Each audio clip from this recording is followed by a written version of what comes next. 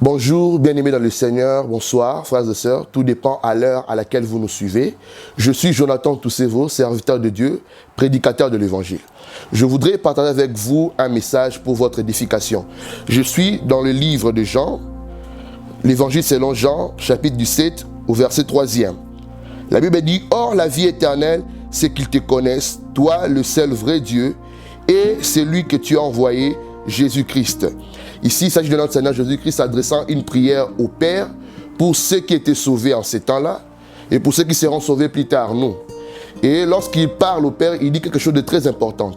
Il dit, « Or la vie éternelle, c'est qu'ils te connaissent, toi le vrai Dieu, et celui que tu as envoyé, Jésus-Christ. » Nous comprenons par là que la vie éternelle réside dans la connaissance de la personne de Dieu, dans la connaissance de la personne de Christ.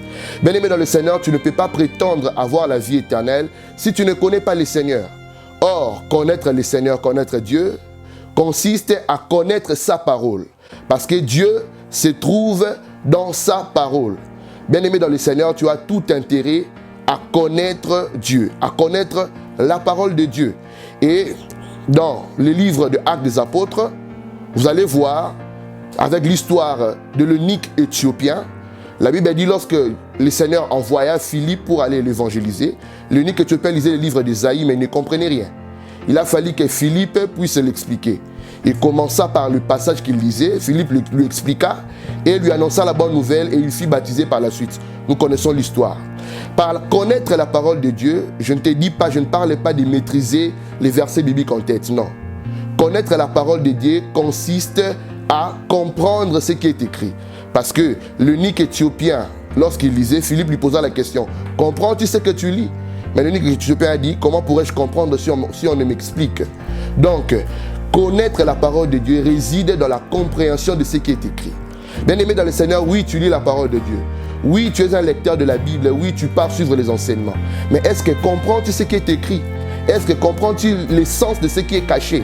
Parce que le vrai sens même de la vie éternelle, de la parole de Dieu, de la vie éternelle, réside dans la connaissance, c'est-à-dire dans la compréhension de ce qui est écrit.